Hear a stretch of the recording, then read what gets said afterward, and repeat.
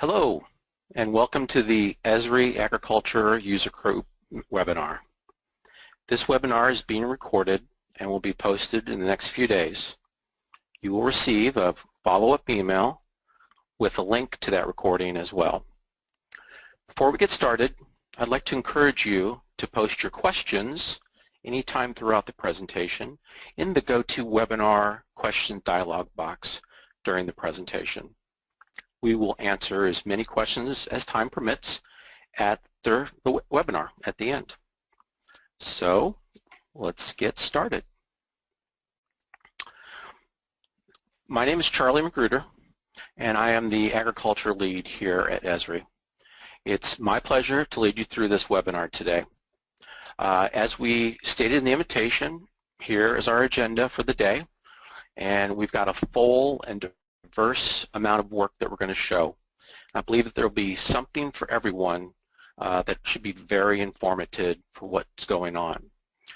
Agriculture is a fast-growing segment here at Esri, and we're excited to present this material to you today. At the UC this summer, I spoke about hosting an event like today's presentation. The intent is to carry over that excitement and the momentum of the UC into the rest of the year. Well, today we are fulfilling that promise of what we said we would do. I'm happy to say that there are more than 358 participants signed up for today's event. That's fantastic. And that just shows the continued amount of interest here in the ag space for people wanting to learn more and more. Interacting with our clients or prospects or partners allows us to build the community in a way that everyone benefits from it. This should be really good today. It's simple. Our purpose is really to support our users and build community. We're doing things like this to be specific, to help your needs, to help you succeed. Much like the idea of the UC is the sharing of ideas, highlighting new products, best practices, as well offering opportunities between like-minded people. We see that at the UC, right? Getting people together and sharing ideas is what makes more opportunity for people to learn and share. Though we're meeting in a virtual environment, we know that what we see here will validate your efforts or expose you to solutions that you may or may have not had to think of before. Because at the end of the day, we're all trying just to become better, smarter, more efficient organizations using spatial technology to do the job. Why does this matter? Well, this literally is a headline from yesterday from a newsletter I got, talking about hog prices joining corn and wheat at 10-year lows. This is all too true. But not everybody on this call may be working in commodity crops or experiencing these exact downtimes. But we do know that there's always volatile conditions in ag markets that sometimes somebody will experience that. Because of that, GIS can certainly help an organization be more efficient and be more successful with what they're doing. I think our customer, Greg Gonzalez of Scheid Vineyard, said it very well. Using a GIS as an information hub in an agricultural operation ensures that everyone within the company is looking at the same data and the entire operation is aware of what is going on in the individual departments and can react accordingly. And that's key. As I said, we are growing here at Esri. I think alone seeing how many people participating in the organization today in the meeting shows you that there's a lot of interest. As I've long preached, we're here to help you. And this is my picture. Sorry if that offends anybody. We know that. We need to better serve your capabilities. So if you haven't met me before, this is what you get. I tend to wear a poor choice in clothes, but we're growing our organization. I'm a longtime Esri guy. I've been running the agriculture group for about the last 6 years. I want to introduce Elvis Takau for us to introduce himself a little bit here, please. Thank you, Charlie. My name is Elvis Takau. I'm relatively new to Esri. I've been here for just over a year now. Prior to coming to Esri, I was in academia where I did research at Texas A&M University. My background is in landscape ecology and spatial analysis, where I did a doctorate degree. I'm a solution engineer here at Esri. I'm supporting natural resources, and more specifically, I support agriculture.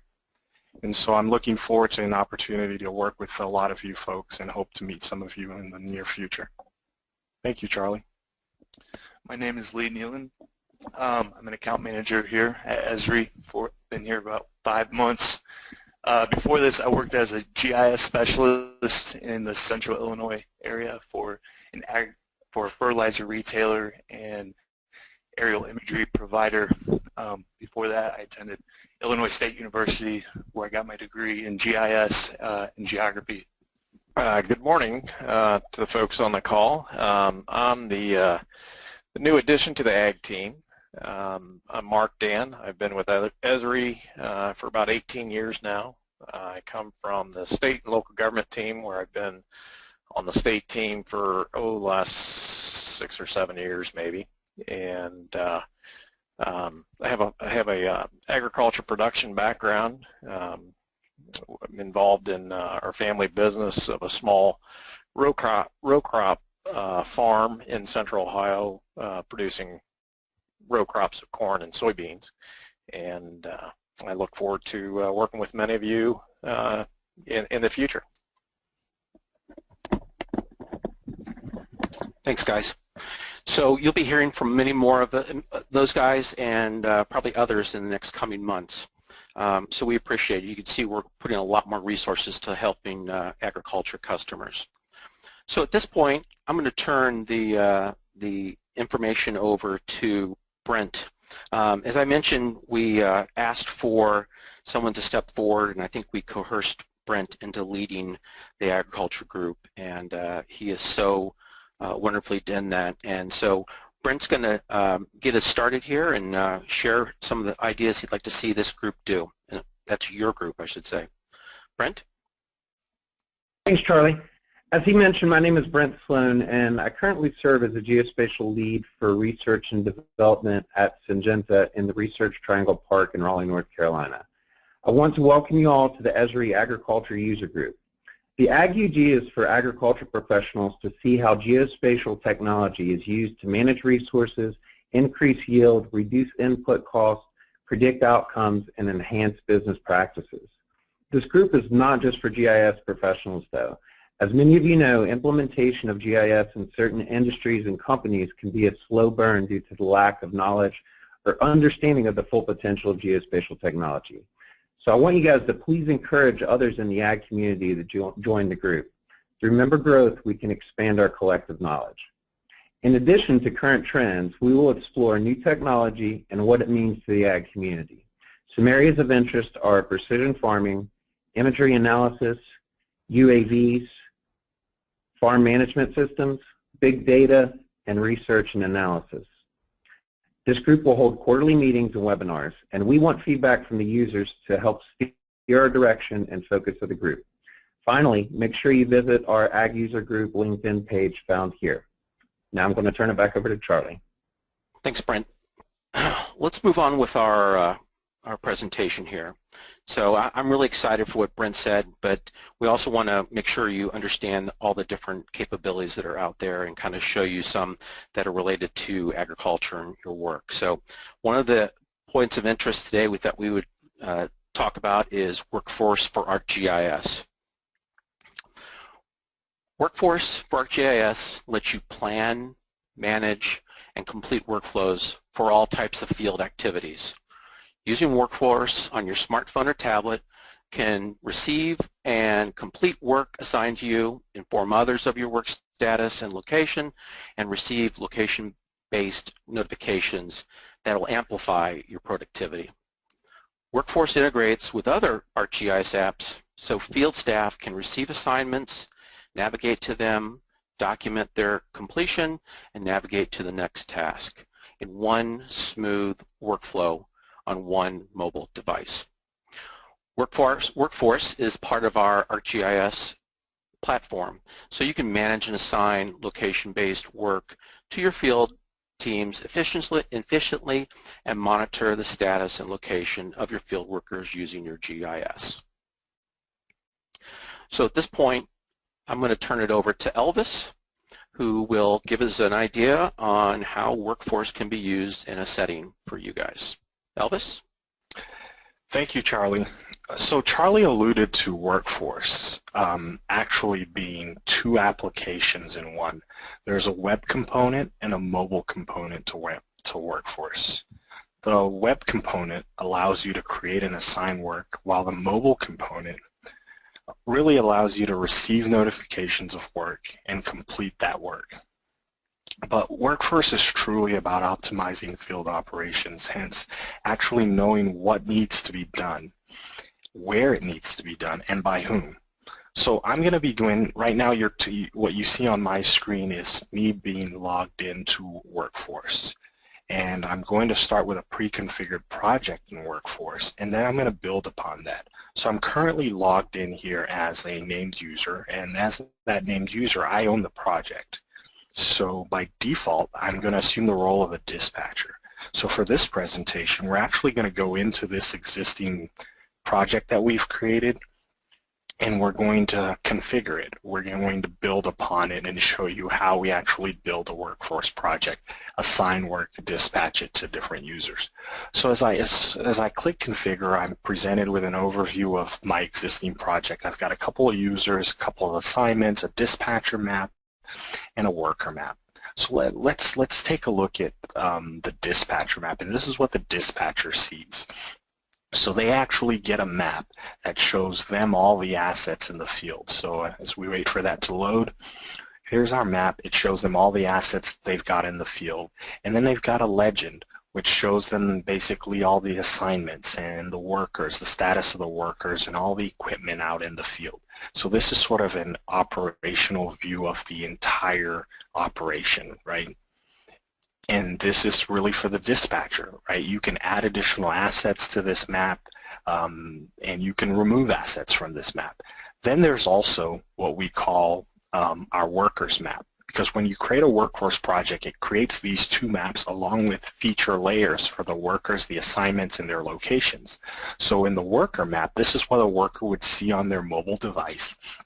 It allows them to actually go in and receive the work and then start to perform the work. So again, it's got all my assets on the field, and if you look at the legend, it's got similar things. Now, you might want to have less features on this map for your workers, maybe just the field boundaries that they're interested in doing some work on, or some additional features.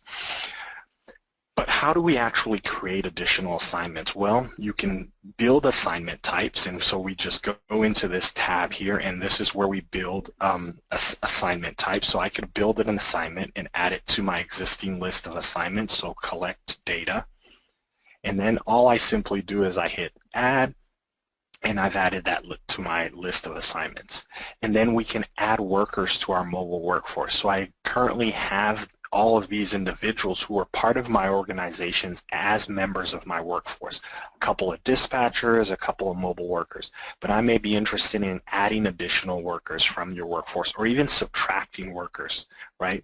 And so I'm going to go in here and I'm going to add David Jacob as a dispatcher and just hit add. And so he's added to my workforce now and to my worker list. And then finally, probably the most important part is the integration of our other mobile applications. So in the Advanced tab here, this is where after the work has been assigned, they have to actually do the work. So we want to integrate our other applications that would help someone when they receive work on their mobile device to actually get that work completed. And that integration begins with Navigator, which is navigating you to the work, and then Collector, which is a sort of a map-centric data collection form. So if I had to do some crop scouting, I would get to my location, I pull it up on my app, accept the work, and then I would collect from here. So this is where we go in and we hit edit, and we integrate a number of web maps that are going to drive that collection of data using Collector. Okay, and then finally, we could also do some integration with Survey 123. Say they want to do some survey collection at a particular location. This is a form-centric data collection platform that allows you to do some work. So now that we have our environment completely set up, we can also go in and track the location of our workers. So how often do we want to know where the workers are? Once that's all done, I'm going to go back to the overview, and I'm going to actually open the project and start the creation of an assignment. Now, we can create assignments in one of two ways. We can create by simply picking on a location and assigning that work to someone, or we could actually create assignments by searching our assets in the field. So maybe where are all the tractors, or where are all the fields where corn is being grown. So when I come in here, I've got my display here map that shows me all my assets in the field, but I've also got a list of existing assignments which can be sorted by their status.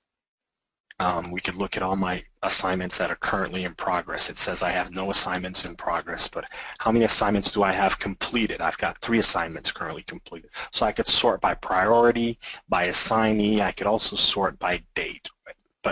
There are a number of ways you could sort your assignment list. So I'm going to go ahead and clear that little filter list, and we're going to start by creating a new assignment. So I'm going to go in here and I click assignment. I'm going to pick the assignment type, and right now we've picked assignment type equipment inspection.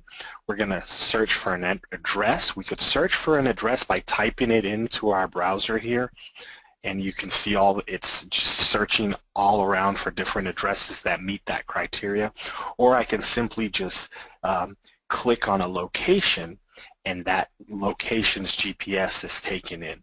And so I'm going to assign that to someone. I could assign that to Vanessa, and then I would give it a priority. So say it's medium, and then we pick a date for that assignment to be done, and you could go as far as picking a time, and then you give the assignment a unique ID so that you can search your assignments later. You would give it a description. I'll be very vague, do work here, and you sort of get the idea. You could have attachments, and when you create this assignment, the worker is going to actually be able to receive this on their mobile device. So I'm going to go back to my assignment list, and I'm actually going to use the search tool here to look for to create an assignment. So I'm going to find all my tractors. And so when I hit that, it finds 6 equipment results that have tractors. And I'm interested in this particular one here, and I'm going to create an assignment at that location, and I'm going to say equipment inspection, and it's critical. It needs to be done today. It needs to be done as soon as possible, so we'll say by 12:45. I'm going to give it an ID of W11, and I'm going to say inspect immediately. Notes for the worker when they receive this assignment, and then any additional attachments that I may have, I could attach that assignment. I'm going to go ahead and hit create assignment, and right now it says assignment created successfully. These are all the descriptions to the assignment. And then now what we're going to do is we're going to try to flip over to our mobile device and actually receive that assignment. So if you bear with me for a quick second here, I'm going to try to flip over to my mobile device and show you how a worker can actually receive that assignment. So at this stage, you should be seeing my mobile device on the screen, and I'm going to log into Workforce, and I'm logged into Workforce as the same user. You can see that here at the bottom, and you see at the very top of my list already the assignment we just created called equipment inspection, and we saw it's due today. It's due at 1 p.m. like we said. Here at the bottom, you can see that I have my status, whether I'm working on a break and so forth and so on. But I could also sort my assignments by priority, by distance, and right now it's set on priority, so my most critical assignments are due to be completed. But I've also got here at the top, I've also got a map right, which shows me the same map that we saw earlier when we looked at the workers map. So this is to sort of reorient you out in the field as you complete the assignment. So I'm going to go ahead and pick that assignment. And then the first thing I want to do is click Acknowledge to acknowledge that I've received the assignment. And then I want to go ahead and hit Start, saying that I've started the assignment. And then I'm going to click on this button right there. And you see that I get some options here. I can navigate. This is where the app integration comes in. So I can navigate to some work. I can survey at a given location, or I can collect at a given location. And for this, we're doing an inspection, which is a survey. So now when I click on that, it's going to pull up Survey 123, and this is that app integration, and bring up my survey form. There's my survey form. I'm going to fill that out very quickly, date of inspection.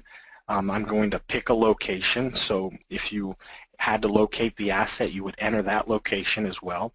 Then just go down and complete your survey. So we're going to quickly complete this survey. And I think it was a tractor, and maybe we were growing corn, no other facilities, date of last inspection. Let's say that was done on Monday, and then I could, take a picture as well, and actually I'll take a quick picture of my screen, and it captures that image as well, and my survey is completely done.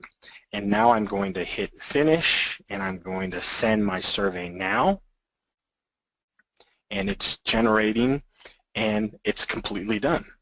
And I've received the assignment, I've completed the work, and now I'm done. And then I just quickly hit there, and I return to Workforce, and I'm going to hit Finish, and the status should change on the map. And there we go. Assignment's no longer part of my list. If I go back to my web interface, you should see that this assignment is now done. I go to my list of assignments. I'm going to filter by completed assignments, and there we go. Our assignment is done. It was finished 6 minutes ago. So that's the whole integration with Workforce and the other applications. Workforce is a situation where you create work, you assign work, you delegate it out to people, they do the work, you get notifications of the work. So it's that interaction between the back office and the people out in the field, knowing what they're doing at any given time. Thank you very much for your time. I'm going to hand it back off to Charlie. Thank you, Charlie. I just wanted to quickly say that what you saw from Elvis is really a part of our mobile app strategy. It is obviously ways in which we can extend the new thought process of WebGIS, going beyond just the core stuff that we have. Also allows you to target specific functional needs. These apps that we saw today, Workforce and Survey 123, have fairly focused environments to it, but other apps like Collector, Navigator, Workforce, and so on and so forth allow you to interact together, and it really makes it a very multitasking, multi-rich environment for you. They can be used both in office environments and in field integration for that. And as we said before, they're really platform agnostic. So regardless of your operating system, we pretty much have a solution for you to make it work for you. So that's just one little share of what that is. So at this point, I'd like to turn the floor over to John Krone. I've had the pleasure of knowing John for about 3 years. And he works for a company called Florida Crystals, and I love the title of his proposal, Raising Cane. John, you want to go ahead? Thank you. Thanks so much, Charlie. I appreciate it. Yeah, I'm hoping that my presentation lives up to the title. It could be kind of dry, but I'll try to keep it as exciting as possible. Thanks, everybody. My name's John Krone. I work for Florida Crystals Corporation as the Director of IT, and Florida Crystals is a sugar-growing company out of South Florida. We started off as just that, a farming community and a farming company that owned a few acres, started farming their own sugar cane, and from there we built a series of conglomerates, as you see from the screen in front of you. So we purchased and built a few mills, and we actually transported the sugar mills from New Orleans over to South Florida, rebuilt them, and started milling our own sugar. Then we decided to go ahead and start refining our own sugar, so we built a series of refineries close to the mill so we could have a vertically integrated system. Then we built a distribution facility to distribute the sugar itself.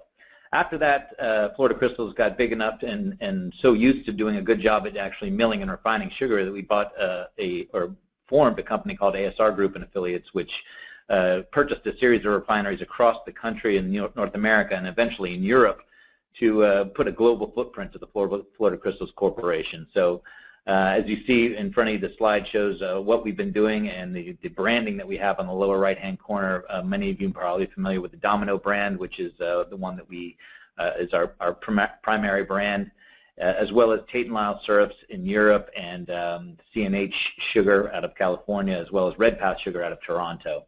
So fairly large company, but our real roots are in agriculture, and that's where my team comes in. We're trying to do a better job at getting more cane out of the field at a smaller cost. Next slide, if you don't mind, Charlie. So with that in mind, we'll talk a little bit more about some of the things that we're doing in agriculture. But our overview of agriculture is right here. So we are one of the top global sugarcane companies in the world. And all of the acreage that we have, a majority of it is in Florida. We have some in the Dominican Republic and some in Mexico, with a series of growers and mills across each one of these facilities in order to crush the sugar itself. So one of the things that we produced as well is, you'll see in a lot of these bullets, we actually do energy production as well. So sugarcane, after it's crushed, the sugar juice that remains in the vegetation, it's called bagasse. And they notice that burns very, very hot when you actually have to torch it and try to get rid of it. So with that in mind, the company decided to build a series of power plants to burn and drive a steam turbine to create energy. And so now we are an energy company as well, with energy production going into the 300,000 megawatt area just in North America, which is we're able to give electricity back to the small cities that we support in the agricultural world. So it's something we're pretty proud of. So beyond the agriculture system, we've diversified into other markets. So next slide, if you don't mind, Charlie. I'd appreciate it. So getting back to our roots, well, first we'll talk a little bit about the branding units that we said, and I mentioned some of these before. We're doing pretty well in segments in the Americas and Europe, but like I stated before, the branding only goes so far as to how well you're doing your farming and agriculture, and that's where Esri and GIS and the spatial technology really took hold. So I'm going to divide up our journey into 3 parts. Next slide, if you don't mind, Charlie. And that would be what we were doing before we had GIS. As we started doing a lot of things on paper, and you'll see field processes that were paper-based. So we had irrigation pumps out there that were actually run, and people would go out and record their irrigation levels and the pump running times on clipboards with pens. And then at the end of the month, they'd tear off the piece of paper that they recorded 30 days worth of pump logs, bring it to a farm office or fax it there, and then somebody would re-enter it in a database so we could analyze how well we were doing on our irrigation level. Same thing with disease scouting out in our fields. We have 180,000 acres, and we'd have people go out to the actual fields with legal pads and pens looking for diseases on plant leaves, writing them down on paper, and then sending them back into the farm office for somebody to conglomerate, decide where the field infestations are and what was the level of infestation, and all that was done on paper as well. So a lot of paper being generated, a lot of time spent to drive them to farm offices, and then again a lot of time spent for people to actually re-enter all this stuff into an actual digital database so we can do some reporting off of it. And another thing that we wanted to utilize GIS for was farm equipment downtime. So when a tractor or something went down in the field, we had walkie-talkies or people that would call or shout with word of mouth saying, hey, this is down over here.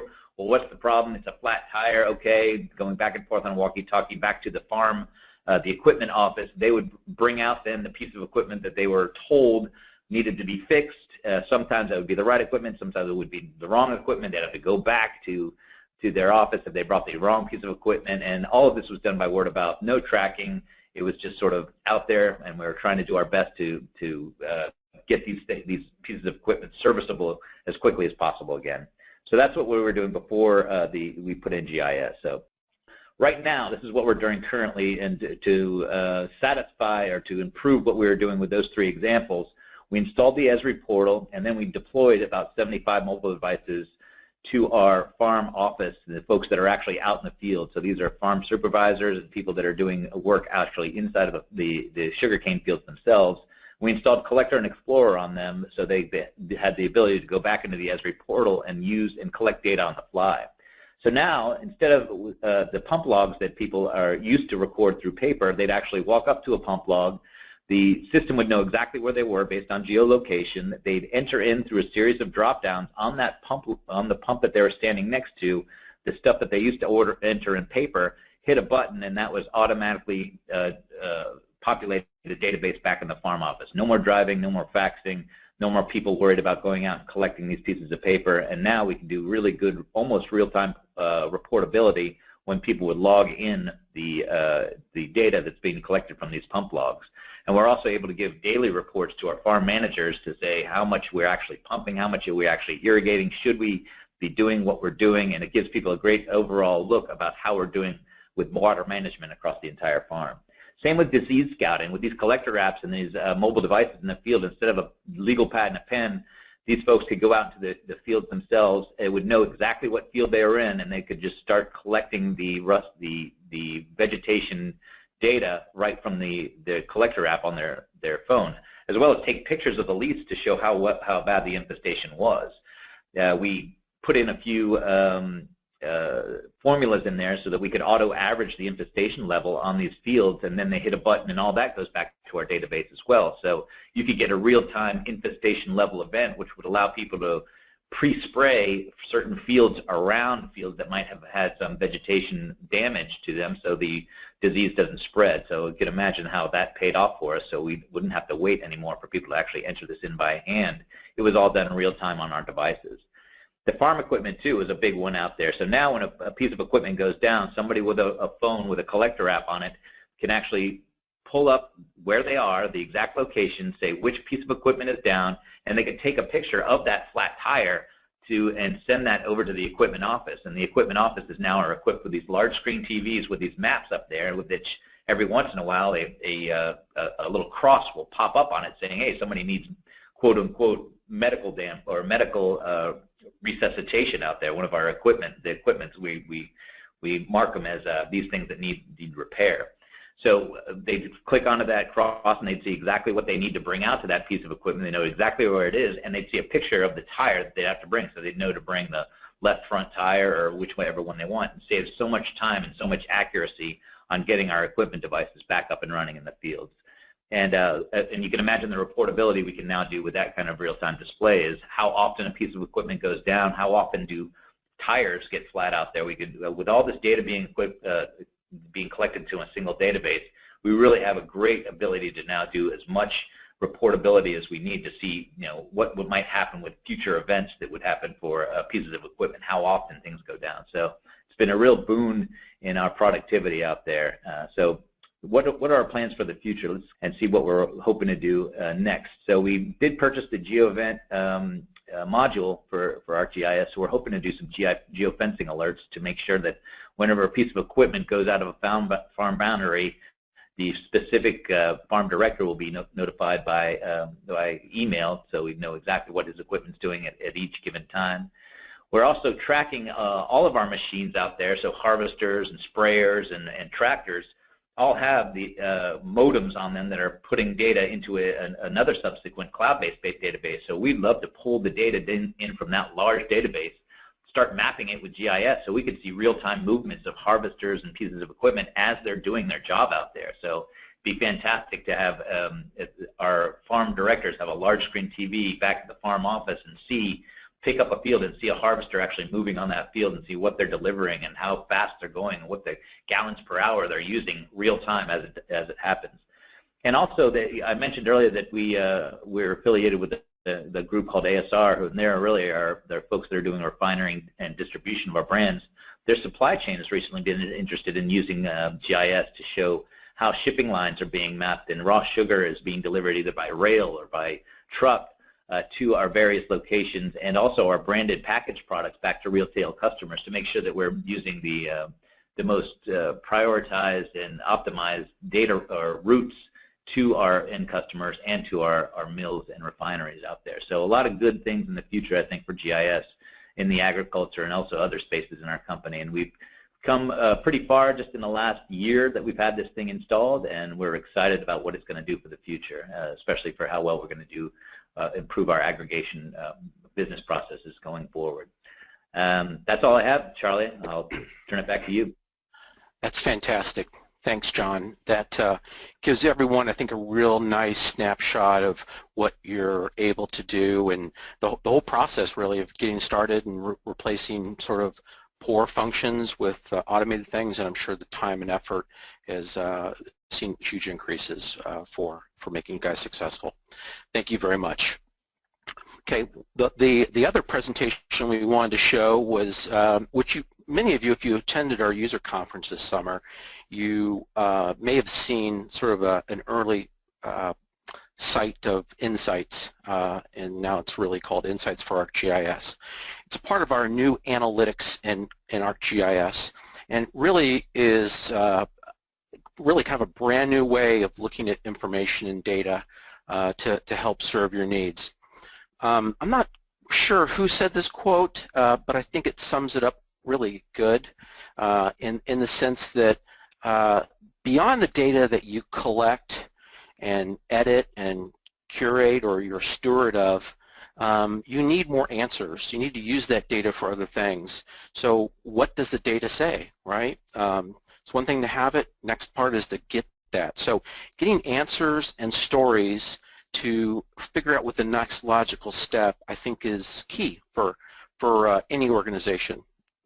And what we've done is the tools we put together here were really based upon really interviews interviews that we did with clients to understand what they're looking to do with information. It's really broken down to 3 essential needs. There is distributed, meaning I want to be able to get more access to data or get that data onto other people in my organization. We obviously, today, everything's all about big data and taking as much information and making it usable and pliable for what you're doing and making things happen in that sense. There's also the real-time aspect, doing space and time analysis at this point, and visualizing data. We're very interested, obviously, and we're very accustomed to seeing data in a map and even charts and graphs, but there's all kinds of other ways now that we can visualize data and look at interpretation of that stuff. And that sort of leads to creating analytics for new audiences too. You have to have tools that are intuitive and responsive, because not everybody's a GIS person. So we also don't want something that has to be coded. So it needs to be more out of the box and make it simple for people to use. The results of that is really these analytical tools that allow you to express information in cards. Again, we're used to seeing maps. It makes perfect sense to all of us, right?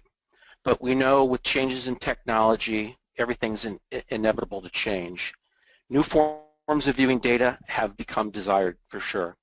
Insights offers organizations the ability to integrate data formats, express data in all new ways, and more importantly, save your work for repurposing it again and again. And that's probably my favorite part of it. So I'll again turn this back over to Elvis, and he will show us how insights could be used in an agriculture setting. Elvis? Thank you, Charlie. I appreciate the introduction there. So this is probably the most fun part of this presentation for me, because Insights is a new web application that really allows you to interactively and explore your data using spatial analysis, regardless of where that data actually comes from. So in the next few minutes, we're going to take a look at some of the capabilities of Insights as we explore some data from the Midwest region of the United States. So what you're looking at right now on my screen is a built-up workbook in Insights. So you can see right off the bat that the data is being visualized in a number of different ways. So with Insights, you can visualize your data as maps, you can visualize your data as charts, graphs, and even tables. You can also get immediate access to the different attributes within your data. So you have those readily available at your fingertips. In addition to that, there's what we call an interactive legend with Insights. So this map here has got this legend, and as I click on this legend, I can see on my map how the data is distributed. So I start to see some of the spatial patterns just by clicking on those legend items. But if I click in the gray area here, I can deselect my selection. And then I've got these, Charlie mentioned cards. These cards are different views of the data. But what's interesting with Insights is each and every one of these cards, they're interactive. So when I click on DeKalb here in this tree map, you see that spatial distribution of the data in the map. And you see on the table here, those records are being selected as well. If I click on this graph here, you can see that interaction as well. I click on the table, you see the interaction. So the big takeaway here is that the cards which you visualize your data on, they're all interactive. They allow you to see what's happening in multiple views. And on the back of each card, you have a summary of the data. So I can see how that data has been summarized for that particular card. So what I've shown you so far is just a brief glimpse into Insights. But how did I get here? How do you bring data into Insights and actually start to do some exploratory analysis? So we're going to move to that right away. So I'm going to open up a blank new page here. Pardon me. And I've got a complete blank canvas. So one of the things with Insights, like a lot of our applications, it's integrated with the ArcGIS platform. So what that means is, as I add data, I can add data directly from my organization. I can see other data that people have published, they're members of my org, and I can add that data as well. But you can also add data from an Excel spreadsheet. So this is Excel data that's residing locally on my machine. I can bring that into Insights as well. And if you have a relational database and a connection to that database like SQL or SAP, you can add that data to your exploration as well. So I'm going to go ahead and bring the data in. Now, one of the neat things about Insights is that you can display data both spatially and non-spatially. So my spatial data is immediately visualized as a map. It's drawn onto the screen right away, no problems whatsoever. Okay. But what about your non-spatial data? I've got a table here with some non-spatial data. I'm going to explore that a little bit by opening up the data view, and I can see the different layers or the different attributes of data within this table. I notice that I've got some latitude and longitude as well, and I want to take this non-spatial data and actually visualize it on a map. So what you're quickly going to do with Insights is you can geo-enable that data. So simply by clicking Enable Location, I'm going to choose a coordinate field because the data had latitude and longitude coordinates. I could choose addresses if I needed to, or even some other form of geography. And then I choose my longitude and latitude fields. As soon as I hit Run, it takes a second, but it adds an additional attribute to my data called coordinates. Now this is the location aspect of the non-spatial data that I can quickly add to my map as a new layer. Should be adding to my map as a new layer. Let's do that one more time. Okay, here we go. Well, I'll tell you what, we'll just add it as a separate layer, and then we can bring that in later. So here we go. Let's bring our Midwest counties back in. There we go. So we've got our non-spatial data, which we spatialized here on my left. We've got our spatial data here on the right. But what about looking at this data all in one map? So I can simply click on my non-spatial data, drag it over, and add it to the other layer. And so now I've got one card. I can turn that card off. I'm going to maximize my view here a little bit. And you're looking at both pieces of data, non-spatial and spatial data, which is being shown on a single card. Now I can quickly start to interact with this data, and instead of looking at it in terms of just its location, I might say I want to look at it in terms of one of the attributes, something like average yield, right? So now I get a better view of what's going on. But let's look into this data a bit more closely, because I've got average yield distributed over these counties in the Midwest, but I want to know what's going on in the individual counties. So I'm going to zoom in a little bit here, and you can see that distribution. But with Insights, it's all about analysis. It's about spatial analysis. So simply by clicking on this Action tab here, I'm presented with a number of spatial tools that I can use to interrogate this data a bit more. So what about trying to understand how that data is aggregated by counties? So I can do a quick spatial aggregation. I'm going to aggregate by my Midwest counties. I'm also going to aggregate based on average yield, and then I'm going to visualize that as average yield and simply hit run. It should take a second, and I'm going to turn off my average yield from before, and here are my results.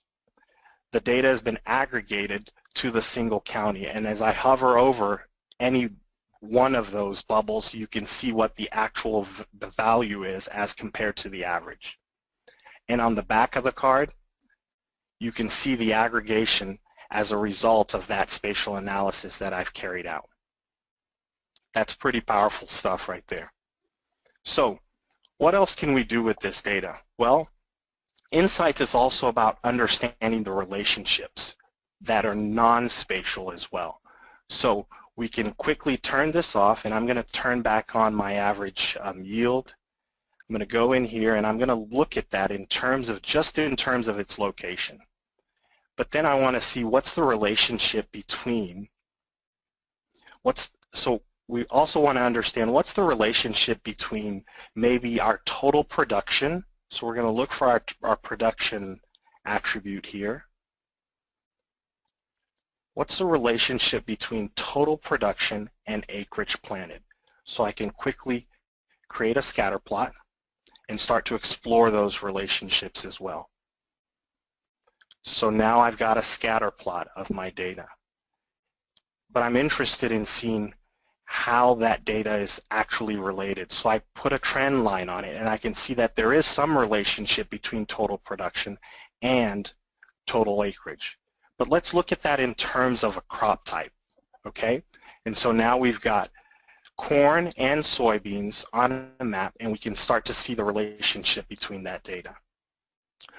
But we're interested in actually doing a little bit more than that. So I'm going to actually go in here, and I'm going to select some of my outliers and get a visualization of what's actually going on the map. So as I look at my map, you can see where those outliers fall from a spatial perspective. So there's that interaction between the spatial distribution of the data and the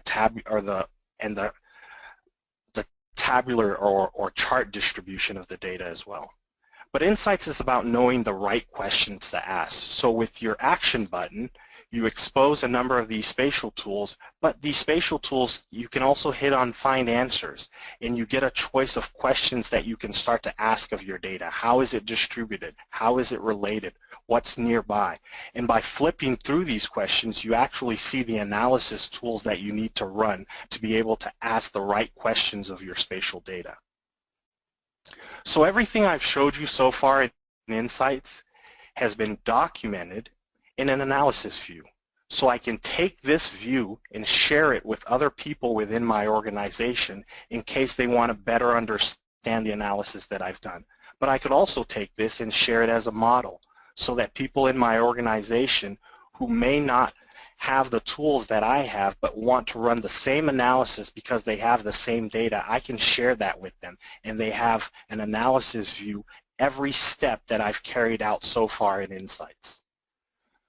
So to conclude, Insights is a new paradigm when it comes to exploring GIS data. It gives you the ability to interact with the data and actually start to ask some spatial questions that we could not ask previously. I'm going to hand it back to Charlie. Thanks, Elvis. So as he said, Insights is really a way of transforming and understanding GIS data with an interactive analysis. And it's new ways of being able to visualize and making decisions with responsive information and super fast. The part I love the most, I think I said beforehand too, is the fact that you see a model of the information afterwards. So you can take that model, share that model, plug it into another variety of crop that you're having if it correlates, and have the ability to kind of reuse that information over and over again. That's going to be super exciting, that's for sure. Well, for the most part, that concludes what we have today. Here is our Esri contact information. The LinkedIn group for Esri up there. Also, Brent, who's leading it, there's his contact information. And then if you have some questions, maybe for John specifically, don't kill him on that stuff, because we beat him up enough. There's context to that.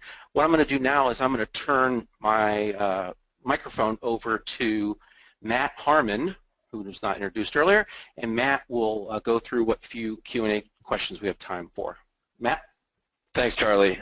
Yes, I've had the opportunity to be monitoring the questions as they come in, and there's quite a few that seem to be cross-cutting a general interest, so I'm going to try to address those with the few minutes that we have left.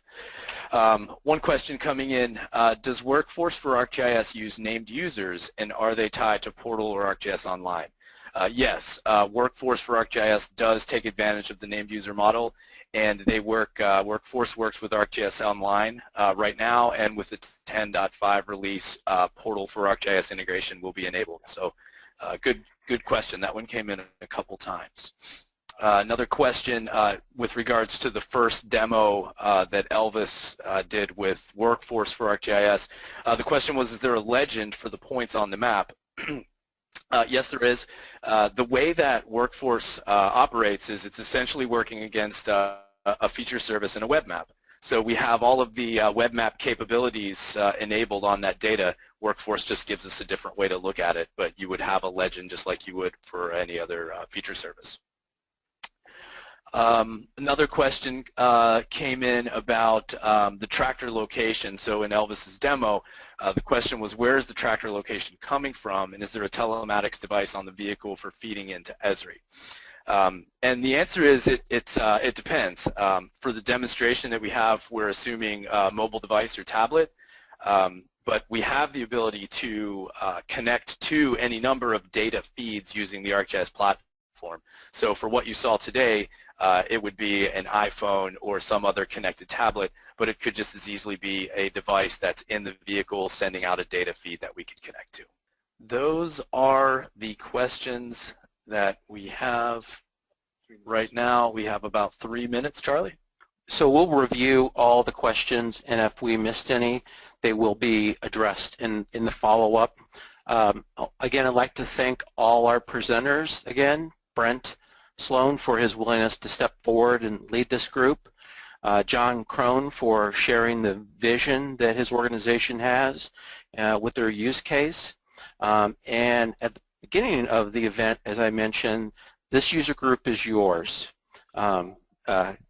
We want to support you in making this the best way for you to get even more communication, more use case out of this. So as we mentioned, this is all being recorded. It will be posted in a few days, and we look forward to continued dialogue with everyone. Thank you for your time.